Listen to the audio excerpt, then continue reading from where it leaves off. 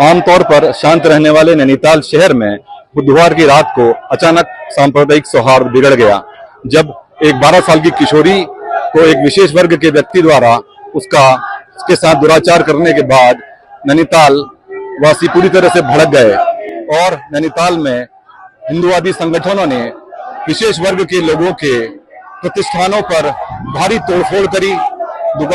विशेष वर्ग के लोगों को दुकानों से निकालकर पीटा गया, दौड़ा कर पीटा गया और आज भी शहर में भारी तनाव बना हुआ है।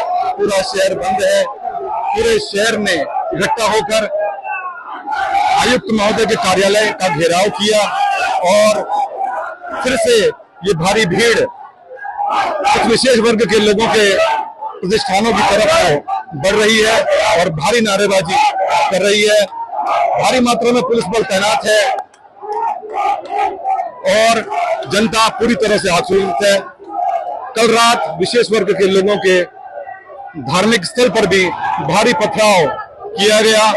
भारी मात्रा में पुरुष, युवा, महिलाएं नगर की सड़कों पर हैं और शहर में भारी तनाव देखा जा रहा है। देखिए, नैनीताल में जो पहले से हम कहते हुए आ रहे डेमोग्राफी चेंज हो रही है और निश्चित ही इस पर बहुत गहनता से अध्ययन करने की आवश्यकता है, क्योंकि लगातार अभी व्यवसाय में भी अगर आप कहेंगे तो लोग बाहर से आके केवल एक स्टाम्प पेपर पे आके किराए में होटल ले रहे हैं। तो ये बहुत चिंता का विषय है और किस प्रकार के अपराध, पहले से हम लोग घरों को छोड़ जाते थे बिना ताला लगे, लेकिन आज ऐसी परिस्थिति हो गई है कि घर ताला लगाने के बाद भी सेफ नहीं है। आज जिस प्रकार से घटना हुई है, जो बच्ची का बलात्कार हुआ है, वो एक बहुत दुखदपूर्ण घटना है और हमारे समाज को चेतने का विषय, और हम इस पर लगातार काम करेंगे। और इस पर ये रोजगार के विषय पे भी है, हम इसको पूरा माननीय मुख्यमंत्री के सामने भी इसको रखेंगे और प्रशासन के सामने भी ज्ञापन के माध्यम से हमने दे ही दिया है। और निश्चित ही अगर इस पर किसी भी प्रकार की कार्रवाई करनी पड़ेगी। पूरा नैनीताल आपने आज देखा है, पूरा आक्रोश किस प्रकार का, और कल रात से आप देख रहे हैं किस प्रकार का आक्रोश लोगों के बीच में है।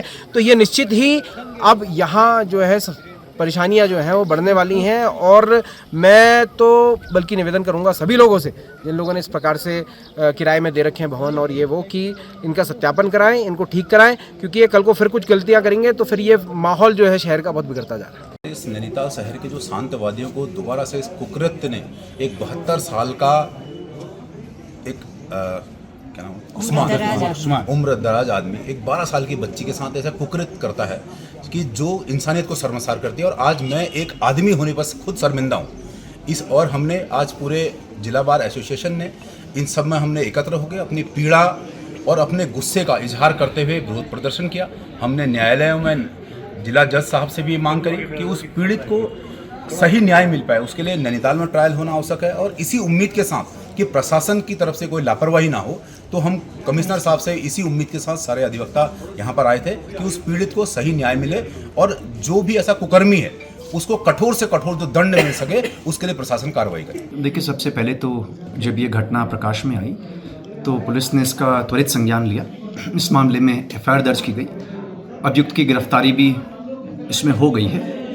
और इस घटना की वजह से कहीं मंडल में किसी प्रकार से शांति व्यवस्था ना बिगड़े, और मेरी सभी डीएम्स एसएसपी से बात हो गई है, आईजी से भी बात हो गई है कि जहाँ जहाँ वो रास्ते हैं, जहाँ जहाँ ऐसे इंटरसेक्शन पॉइंट्स हैं जहाँ से कोई बाहर से आ सकता है और यहाँ पे कानून व्यवस्था बिगाड़ सकता है, वहाँ पे सघन चेकिंग हो, कौन आ रहा है, ऐसा कोई ना आए जो यहाँ पे किसी प्रकार से लॉ एंड ऑर्डर ख़राब करने आ रहा हो, तो उनके जो भी इनके मंसूबे हैं वो कामयाब ना हो, इसको देखा जाए। सेकेंडली, मेरी ओर से अपील भी है, नैनीताल वासियों को है, आगंतुकों को है, अन्य सभी लोगों को है कि शांति व्यवस्था बनाने में प्रशासन को वो सहयोग दें। अगर कोई अफवाहें फैला रहा है उस पर बिल्कुल ध्यान न दें, और भाईचारा, शहर का भाईचारा है वो भी कायम रहना चाहिए। साथ ही साथ ये भी कहना चाहूँगा कि जो घटना हुई है